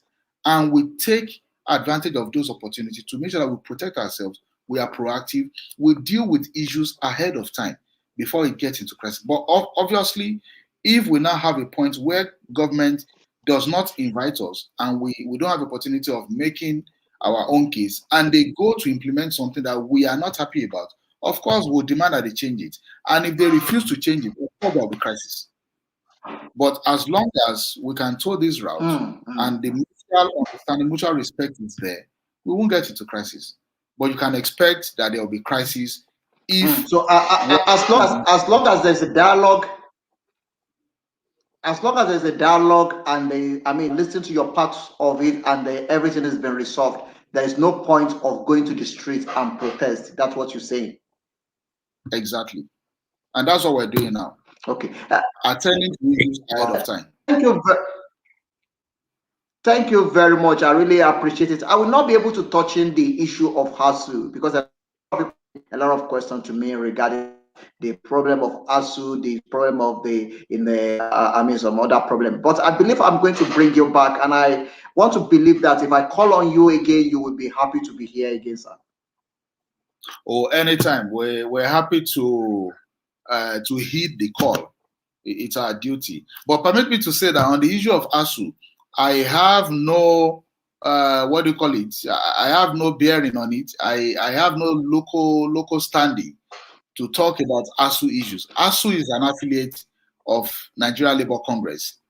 He's not an affiliate of Trade Union Congress, so I can't speak on ASU issues. Okay. So let me put that up front. All right. Thank you. Thank you for that.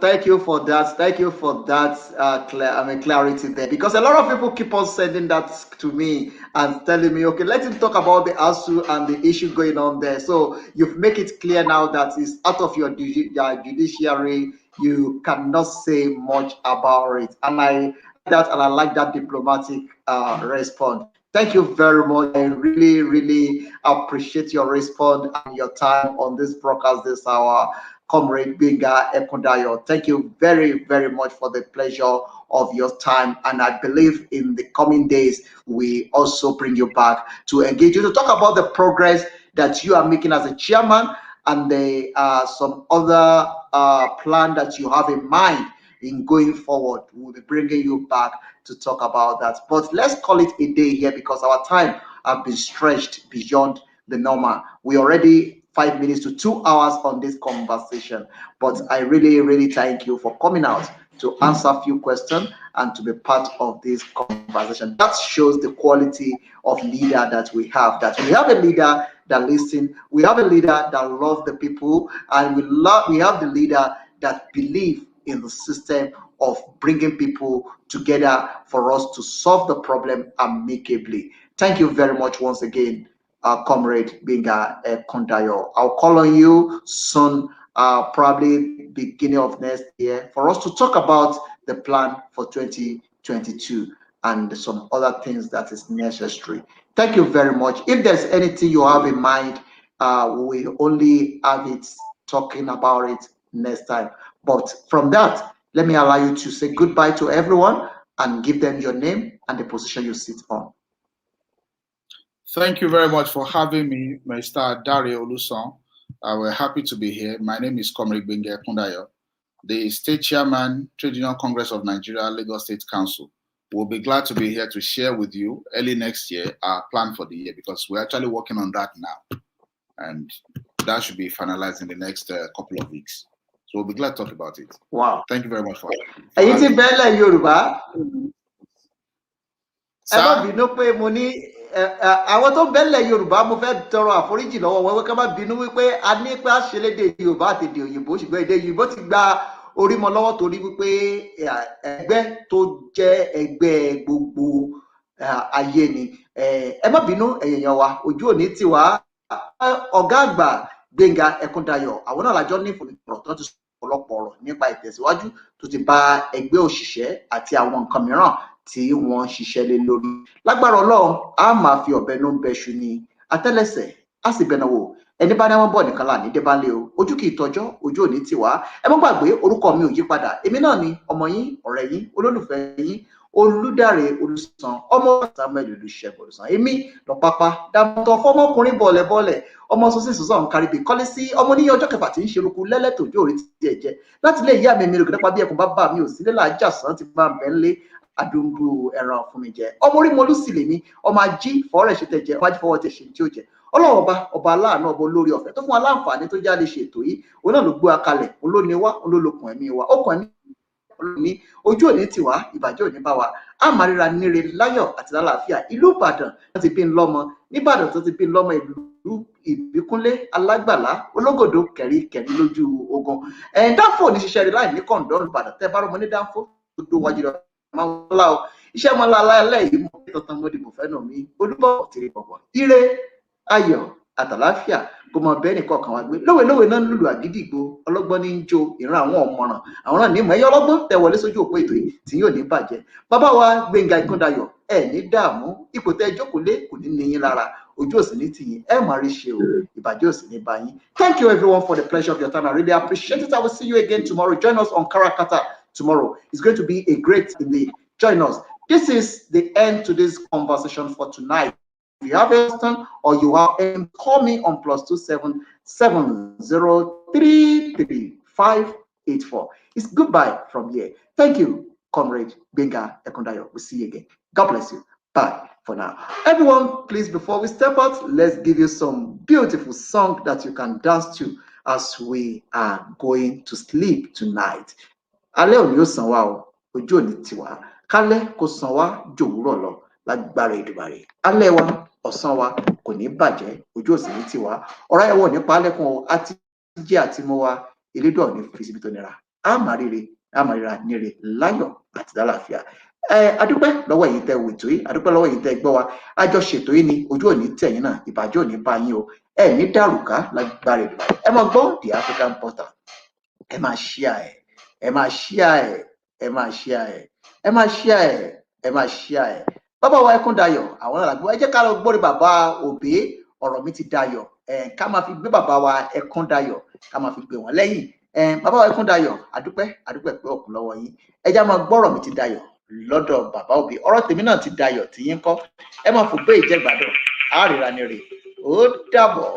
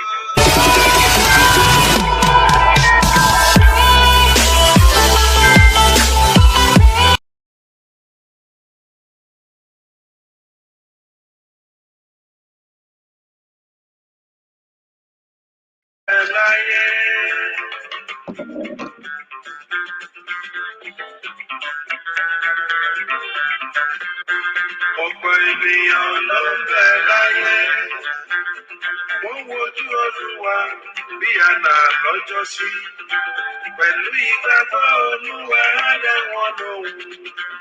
Ó dá mi lójú bọ́rọ̀ mi ti dayọ̀ o, ó dá mi lójú bọ́rọ̀ mi ti dayọ̀ o, kò sóhun tó lè tó ṣòro f'Olúwa.